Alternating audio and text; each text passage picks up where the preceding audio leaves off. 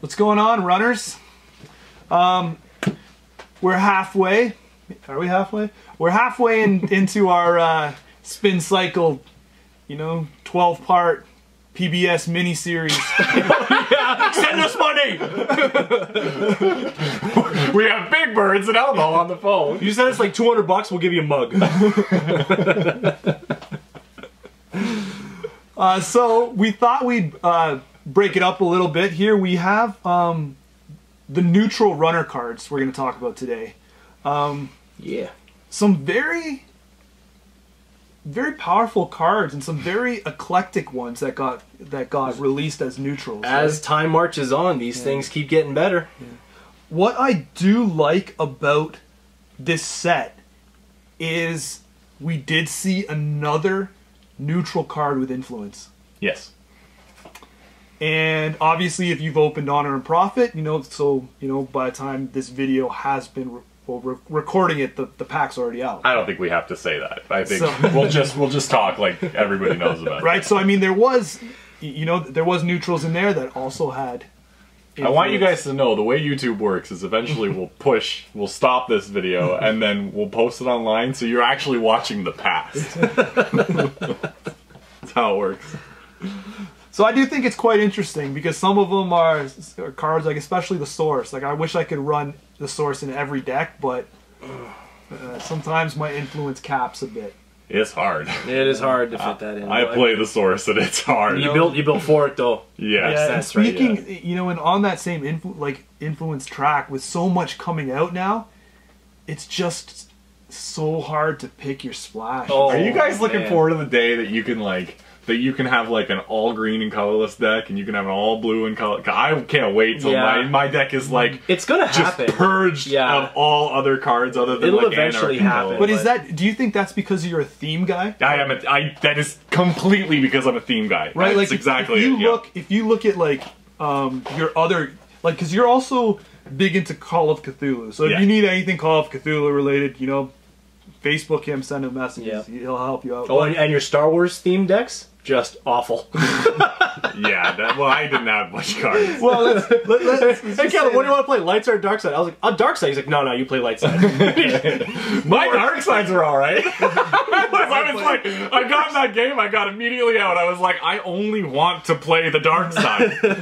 Stupid game. Right, so you're very, very thematic. Like in Cthulhu, you can see that card has a big enough pool where you're one faction straight down almost, right? A Yug-Sothoth portal deck, and the whole deck is built around like portals, and because it was my favorite guy. So do you think there'll ever be a day when you can run an all neutral and all colorless? Oh, if the game goes on for as long as I hope it does, yeah, why not?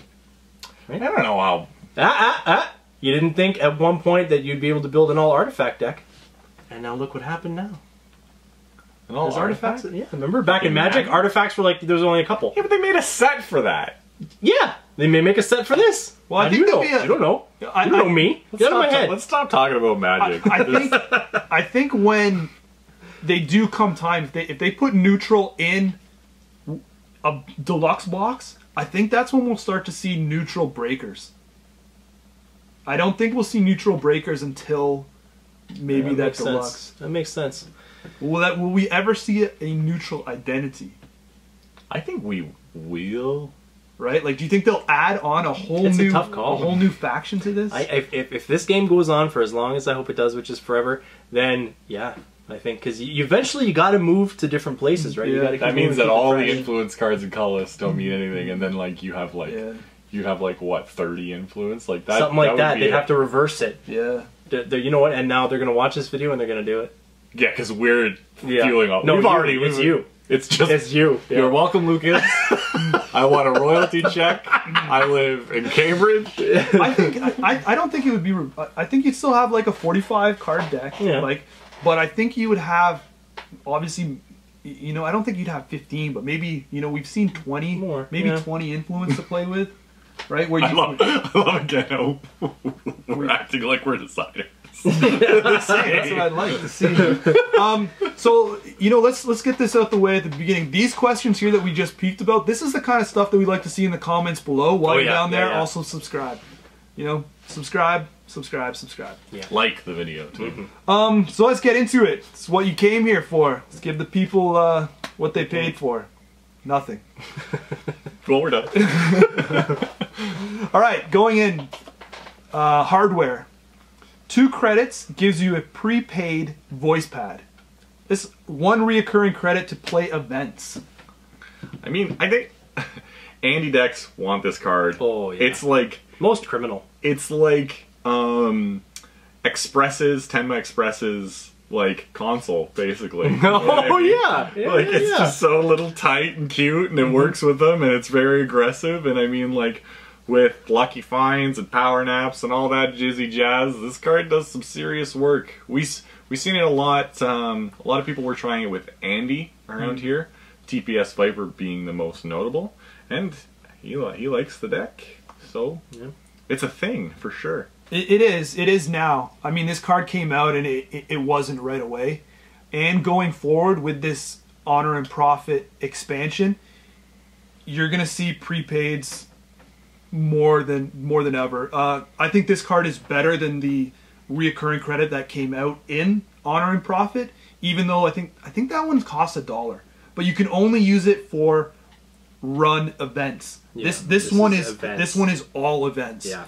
So this is definitely something that It does cost more though. yeah, than that one. Yeah. But I mean, I think in the long run you're going to get more longevity out of this And card. as the card pool becomes more and more diverse, and you're able to load your deck up with more events and actually work toward a win condition, then this just And gains it's nice value. to see Kate get like this is a huge boon for Kate because it's cheap. It's cheaper for her to install. So basically, the second one, like the second operation you play or event you play, is going down. Yeah. Like it's going down. That being said, though, One thing, it's nice to not have to have 5 to hedge fund. You know what I mean? Because this unlike a lot of other cards, doesn't give you money. Like it's not like the Wayland Identity where you get extra money for doing it. It actually reduces the cost, which is a really big difference when you actually think about it. You still have to have 5 credits. or sure, Yeah, no, this sure, one, sure gamble. Sure gambles, yeah. So with this one, you only have to have 4 credits now. You know what I mean? So you're not at 0 that's hard right, clicking yeah. to 5, right? Yeah. That's a huge difference. You're probably going to need a couple of these to balance out if you're running the donut, right? Yeah, you don't want to tax yourself. You want to tax the. That's a good point The other player, to right? say with Donut. That's a good point. I have not been an avid user of reoccurring credits though. No. At the beginning, when it was core set, and I was shaper, I had in the early stages, I did use cyber feeders to feed in, or when Toolbox was our only option back in the day, it had some reoccurring credits in there. But mostly any of these neutrals, like the one that installs the hardware for you, use these to install whatever. Like I think they've done every niche that they can do for these reoccurring credits. Now they'll probably just tweak the ratio. But I find it very hard to put these in. Like, not to put them in, but to find a spot. It's tough, man. Yeah. Unless it's, like I said, unless it's directly related to win condition and you're really going to make your money back, and it's tough to do. Like I said, Cyber Feeder and then Darwin. If you got those 2 in your deck, it'd be gold, right? Yeah. But it's tough. It's tough to justify at the moment. Well, it's getting easier. I think we're at the tipping point right now. There's a lot of people at the fence because we're seeing success with it, but it's going to take a little bit more to push us over the edge. Yeah. It's a nice cheap hardware. $2 that you're definitely going to have events. It's there. Use it if you want. Moving. It's a good review. If you like it, use it. Use it. No, I just mean like just bust your balls. Let's go on. It's got to be. It's got to be. You gotta focus on it. You gotta make sure you're getting more. To put this in and to take up a deck slot, you really gotta make sure you're utilizing it. Yeah. And you're gonna want 3. Yeah. Next up, we get into the events. So, prepaid could be used for any of these next 2 cards. This one here was a very interesting card. This is Blackmail. this was used. It was used. It's I think not it's what? probably just as used as prepaid. It's definitely got its merits and it's going to do some work, but it takes a deck. Mm-hmm. It takes a village to raise a blackmail deck. I wish that analogy was something So- else better. I so could get obscure. on. Yeah. That was your worst. It was good. so bad it was good. Yeah. That's what I go for. Yeah, you're definitely like if you want to use blackmail, you're definitely saying to yourself, I'm going to build a blackmail deck. Yeah, win condition. Yeah. Yeah. It can be done. It's out there, and it's a thing, right? Like I think expect to see it.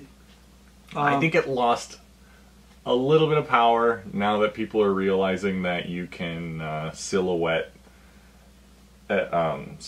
expose and actually quest complete agendas out. Yeah. We were talking about that the other But- day. I think quest complete beats this card. Just from a rules standpoint, like unless you've got the oversight AI or the Bioroid efficiency, like there's no way to res ice unless they're running. So this is like a guaranteed. I'm going to snag that, right? Just stay out of their remotes. Yeah. Stay out of the remotes until the time when you get this and you're ready to rock.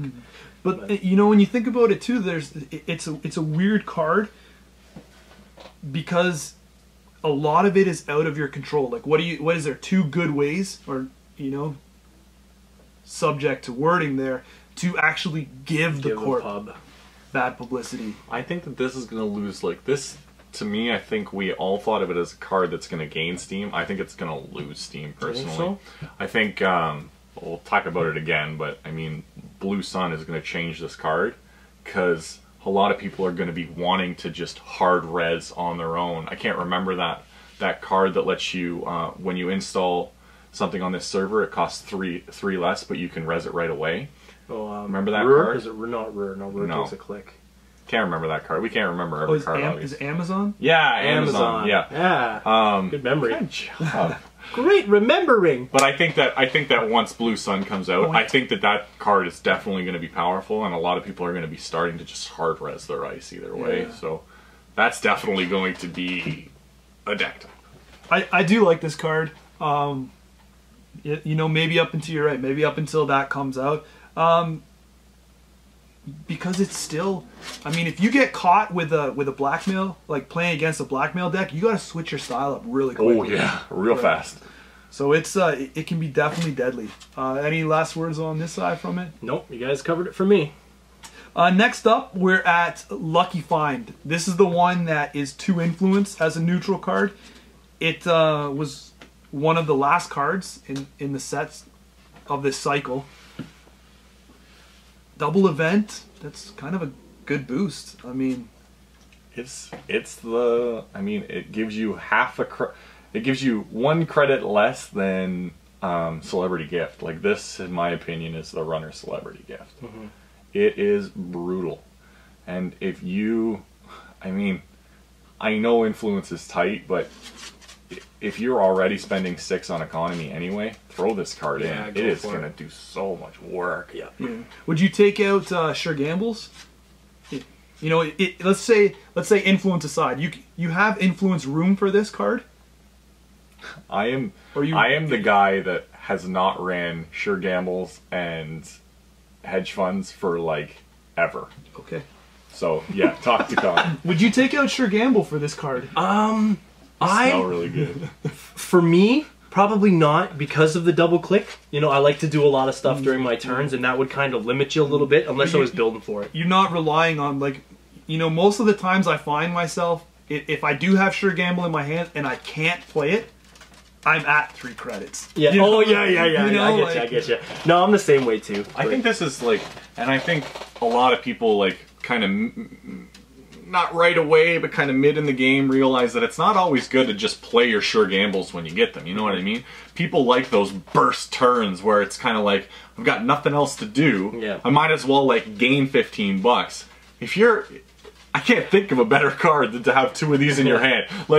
That would be such a kick in the face if I'm just playing and I'm like, okay, I need to gain up myself, so I'm going to give them a turn where I don't give the runner an option, and then he plays 2 lucky finds. That's a kick in the mouth for me. Yeah. You know what I mean? It was the one card, like I think we had a store championship event right after a pack release, and it was the one card that without a doubt I knew we would see. That and wraparound. Yeah. Wraparound is a different joke of a story, but Lucky Find is a win-win. I mean, like, if you have the influence left over, like, you know, many times when you build a deck and you're like, oh, what? Yeah, I gotta splash some economy in. There's that happens so many times. There's not much. There's not much to say. Like, that's literally the only thing we could say is if you're already splashing for economy, unless it's like, you know, like a pure like Aesop's based economy where it's like it's really like interchangeable. But I mean, like, if you're splashing for 2 easy marks, yeah, put one of these in. Yeah, you know what I mean, and then put in a hedge fund. Yeah, or whatever, the comparable card to hedge fund. So Lucky Find, really good. 3 resources coming up. The first one here, we saw very early in the first pack, opening moves early. John Masanori, the 2 credit, damned if you do, damned if you don't, resource. Now he's a connection for those people following along at home in your scorebooks. So that means you're going to see him in the hostage decks and with all the other connections that come out, and that new gain $1 for all your connections card, whatever it was, the Katie Jones back the truck up one. Back it up, Katie. Yeah. You know which one I mean? The art. You know what I mean? Call it a favor. Calling a favor. Yeah. I just wanted you to struggle for longer. Yeah. So John, there was no person that used it more when it came out than you. I mean, still use it. Yeah. I love it. I love it. I mean, I think it's better if you have a way to get rid of it, so I would recommend using it kind of in an Aesop's deck. Go on. And then, worst case scenario, you can Blue Suns it right out.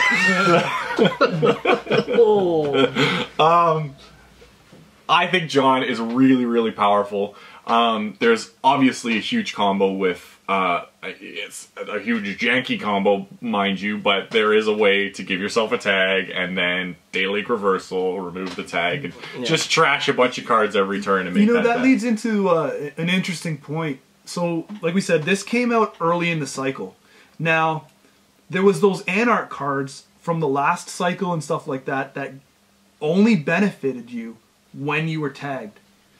John was the catalyst to that. John gave you a way to tag yourself. Now, that being said, right now, John, I don't see him used that way at all. I see him used purely as draw a card, draw card, draw card, draw card. He lets you do what you want to do, and I can't remember where I heard it, but it was probably you that said it. You're not making, I mean, unless you're actually just like face checking, like kind of arena style deck where you're forcing them to res just to kind of keep them broke. Generally, you're not making a run to be unsuccessful. You know what I mean? If you're making that run, you're probably planning on completing the run, right? Probably. Most probably. But that being said, tagging is too much of a threat for me to include this. I've played those MBNs that I'm waiting to give you a tag, and if there's that possibility that you're going to tag yourself, I mean, like, a little slow golf clap comes up from behind me, and I'm just like, blah, blah, blah. Drop, son. Drop all you want. So I don't know, and it was, you know, it is, I don't want to say high risk, high reward, because you're only pretty much drawing a card and taking a tag, but I think that people... It flirts with a little bit of a line. Flirting is a good word, because, like, it's just something that you have to realize that you're going to get more benefit than you are downside. Obviously, don't run on your last click with John. Like, that should be just ingrained in you already.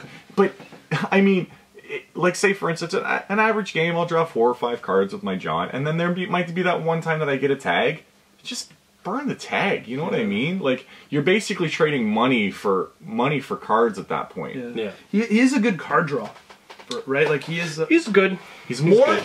I play Anarchs, and he's definitely more controllable than Wildside. If your deck doesn't harbor a good like Wildside kind of esque, because that thing can get out of control. You know what I mean? With this card, I'm just like, oh, I know, I know. How do you get rid of Wildside? Wildside. Pawn it.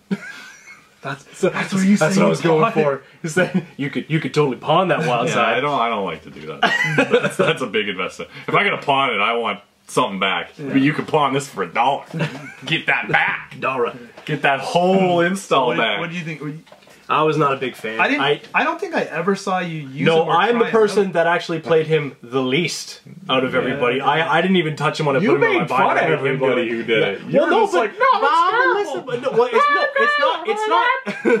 it's not terrible because it can work, but it does cost you games. Cost you games, right? Flat out, it just happens. Right? I don't think so. I think as long as you don't run on your last click. Cost you games. I think it wins me games. It can win you games, but it can lose you games. And like, How is it gonna lose you games? Because you just get scorched afterwards. Don't run on your last click, and if you on your third click, if you get a tag, burn it. Maybe. Don't we have a video up of you getting burned by a John and losing? Yeah, I actually think so. Do we? Yeah, I win. Yeah, man. It happened. That was calculated, though. He calculated or not, it happened. He was broke. I didn't think that he would be able to easy or friggin' what's the Wayland 0 for 3. Beanstalk. Shut up. You ate a John Massenroy bullet. You ate it. That was the only time. And that was like final table at friggin' at So the stakes were never higher? Yeah! Yes! Oh, I'm so sunburned right now. Yeah, so that's why I'm not a big fan of something, because like you're basically doing work for NBN, you're doing work for Wayland. I was like, I'm sorry I lied to everybody. The card is terrible. Not terrible. It's good, but it's not. I led you astray, my friends. Yeah. So there's John. You've definitely seen people use him, and I think because it's a connection, you're definitely going to see him being included in decks for a while to come. Yeah. There you go. All right, so next we're into Starlike Crusade funding, and I really don't know what else to say to this, but this card's, I mean, some people have used it to a little bit of success. I mean, I think it won a tournament down in Team Covenant, but other than that, there's just not enough doubles for my liking to have this in, to be losing that click. There's that really convoluted deck that everybody's talking about with like, you know, Lucky Finds, and you have to have the Aesops because you want to like play this, you know, burn them and then burn this, and I think that's way too janky. Yeah, it's that it could run an engine, but the engine is so. It's probably because I'm not an Aesop guy though. Yeah. That's why I don't like this card. No, you're not. You're not Aesop. I'm not Aesop. So I mean, I don't know. There's probably. This is a card with future potential written all over it, right? So bottom line is we don't use it. Yeah. Like that's the only thing you can say. And never seen it played here. Yeah, I've only ever heard about it being played. I think Dustin again had this in that deck when he did all the double events going on. But oh well, yeah. But I think he was trying the deck, but it didn't pan out. It doesn't pop yet. So let it be. Costs you 1. The next and last one of the set here is Raymond Flint. Raymond Flint, a connection, again, for that connection style deck that's on its way. $2 to expose a card. When Raymond came out, and I still stand by this, he was game changing because he was the very first card out that let you access a card without making a run. Yeah. That being said, as much as I love him, I really can't find use for him right now. He's that guy that really is just like, it's like there's 2 Raymond Flints on your shoulder. One's the good one and one's the evil one. One's like, use me. And then the other one's like, there's no point. Use better card. Yeah. They're never going to take a bad pub. Right? And it's only because the bad pub that the runner can give those cards, they're so like hard, like you're not giving enough, right? Like it's like the activist support give one bad pub if the corporation doesn't already have one. So I mean, if you can successfully do an activist support, well, you're accessing one card and that's basically it. The other one, frame job, is you don't want to just start chucking agendas to get agendas, right? Yeah. Like maybe you. If you scored a 1 point, Yeah. maybe it's worth it. But I think it comes down to what Corpse normally says, and like HQ is the thing that's easiest to control. You know what I mean? If it was like access the top card of R&D, then it'd be probably better because then you could focus on, you know, not necessarily running it every turn. Yeah. But this is a card that if they only have snares in their hand and they res Elix, then they could kill you. And I mean, that's always been in the back of everybody's mind. I've never seen it done, primarily because nobody runs Raymond. Yeah. Right? And with Raymond, you would have to access the card too. There's no may. Yeah. You got to do it. I like the fact that they tacked the expose. Like, you know, card with 2 abilities are always nice. Yeah, I like that. I like that. We'll That's kind of the thing that makes me. It's like it's not a dead draw kind of thing. Yeah. You know what I You mean? can Where still if you do draw the something. second one, you're just like, expose that, play. Two You know what I mean? $2 for an expose is not it's not that hefty when you need it. As a byproduct of a card, it's a good ability. Yeah. You know, that being said, maybe we'll see him partnered with some of those blackmail or blackguard, right? Just to as another way to expose cards. I think he fits well in a black card deck. Yeah. And when the runner definitely has a way to pour out more bad publicity, then we'll see him come back into play more. So definitely a card that again has future potential written on it. Hopefully those bad pub dish out cards are going to be better if they even make any more. Yeah. Kind of lackluster at the moment. I have a feeling that it seems very anarchy giving bad publicity. You know, Oh yeah, it's totally anarchy. tainting a corporation's Their image, right? So thematic wise, I see it very much being in the anarchy. So there we go. We have 6 cards, pretty short and sweet rundown. Anything else to say in total? Summary? I think overall that's probably about a 3-2. I think Lucky Find's probably the best card in the bunch, but everything's got merit. It's a bunch of good support. You know, like bunch of good support. It's a 3+ or a 3 with a little arrow pointing up because none of these cards are going to lose value. No. No. They're only going to get better as time goes on. That's a good point. Yeah, they scale well. Right. So these neutrals are ready to take on the lunar cycle and honor and profit.